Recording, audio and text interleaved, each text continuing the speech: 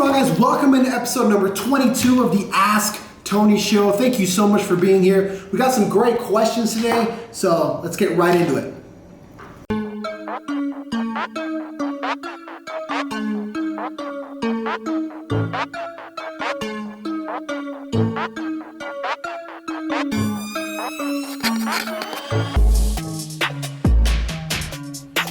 Any tips for new loan officers?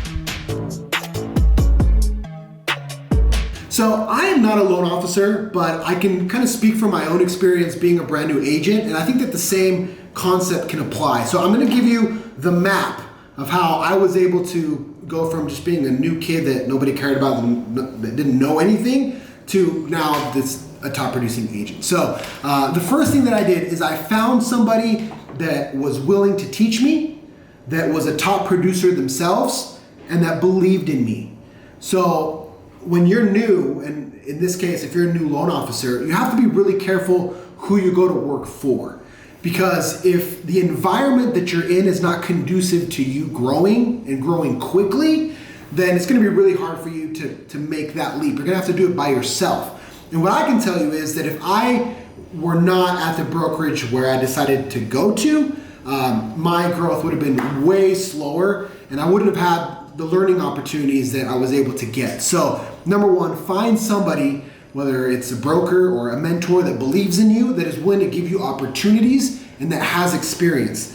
And then point number two is be willing to do whatever they tell you, right? Like when I first started, I knew that I had to put in the time, I had to put in the effort. I wasn't making a lot of money, but I was willing to learn. I was willing to go do showings for very little money. I would go out, I would show homes, I would drive all over the place, pay for my own gas and stuff. So I was willing to sacrifice in order to learn. And I did that for like 5 years. Like literally for like 5 years, I would go do showings everywhere, from Utah County, Salt Lake County. I would go to Ogden, Roy, and I was just out there doing showings for very little money, but it allowed me to learn. And the last thing is you have to be patient.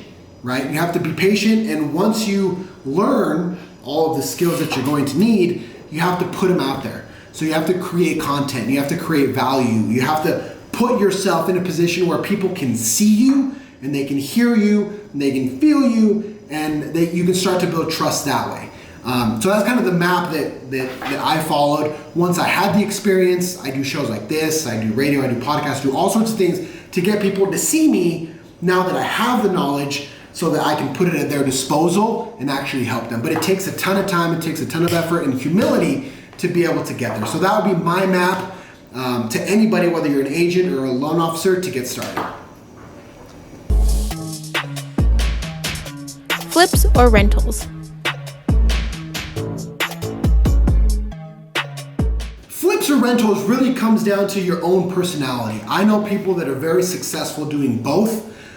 Kind of the pros and cons. If we take rentals first, the pro to a rental is it's going to give you some cash flow, right? If you do it the right way, it's going to give you some cash flow, a couple $100 a month or whatever. While it appreciates, you can have someone paying the mortgage and you can make some money on the side.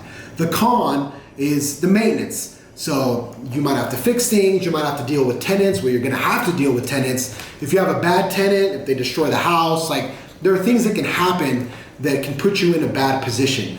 And if you want to avoid that, you have to pay property management, but that might eat into your cash flow. And if you don't have a lot of cash flow, then you're not going to want to do that. You're going to want to keep the profits for yourself. So rentals work for a lot of people because they make some money. Then once they sell it, they make even more money. But it's kind of more of a long-term play versus flips, where it's something much faster. The pros to a flip is the cash out is substantial, so you're gonna make more money faster, and you don't have to deal with the tenants, you don't have to deal with issues or people. If you do it right, you don't have to do any of the work yourself, you can contract it out. The con is those deals are really difficult to find. You have to partner with somebody that has money if you don't have it, but you are going to need money. And you know, it's not going to give you the cash flow over time, and it's not going to appreciate for you. You're in and you're out. But I know people that do both, so it really comes down to your personality. Are you someone that is willing to go out and hunt for those deals and negotiate and create teams from contracting teams and stuff, then go flips. If you're somebody who likes to talk to people, you're comfortable that way, you just want to make a couple $100 here and there and then eventually sell it, then go for the rentals. Both work. How do you get clients? Getting clients is the most difficult part of the real estate process. It's where everybody gets stuck. Prospecting, lead generation, that is everybody's biggest problem. And so the way that we've done it is a couple things. I do shows like this. I answer questions. I try to put out content. I try to provide value to people. That's number one. Number two, we do also use traditional media, so it's not all digital. We do a lot of radio, local ads, things like that are expensive, but they're still tried and true. They still work.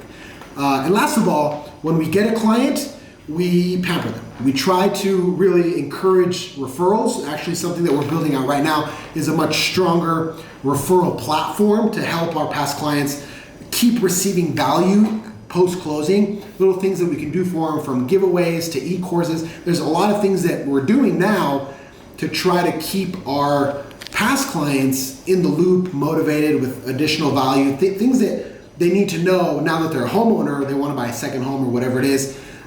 We're trying to provide value there so that we can get those referrals. So that's really the way to go. You want to provide content, provide value, and when you get a client, you want to do a great job, you want to love them, pamper them, and hope that they can give you referrals and encourage those referrals through specific programs and things like that. But that's really the way to go. I feel like the reason why a lot of people don't get clients is because they just kind of sit around and wait for people to come, or they expect that because they have a license, people are going to call them, and it doesn't work that way, guys. You have to put yourself out there, go for it, be aggressive, and slowly but surely the leads start to come. People start to trust you over time, and when they trust you, do a good job and keep them in the loop.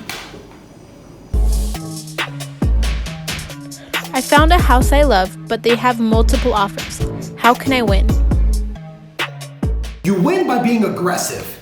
And a lot of people don't like that. I just did a podcast about this yesterday, but I had a client who put an offer on a property and he wanted to send an offer $10,000 below list price. Now, obviously, whenever that happens, I talked to him, I gave him the pros and the cons, the risks. At the end of the day, he wanted to send his offer $10,000 below, and so I did what he said.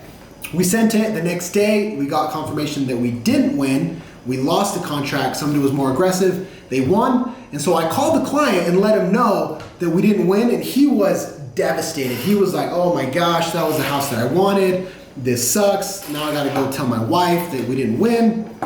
She was kind of over the whole showing thing. So he felt super bad. And so the moral of the story is he had the ability to be more aggressive. He just chose not to be.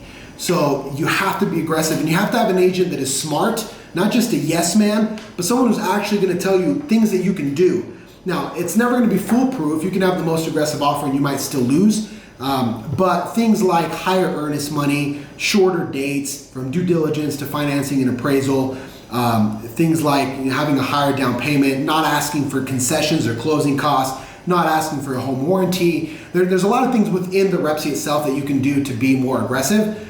But the moral of the story is, if that's the house that you want, and that's where you want to be, you got to put it all out there. That's what I did when I bought my house. When I bought my house, I was in a multiple offer situation. There was like 8 offers, and I knew that that's the one that I wanted. So I did everything. I did no closing costs. I did no home warranty. I did no due diligence. I mean, I did everything. And at the end of the day, I was able to win, and I'm glad that I was aggressive because that's the house that I wanted. And if I would have lost, I would have felt like shit, and then I would have had to start over, and I'm happy where I'm at. So the key is just be aggressive.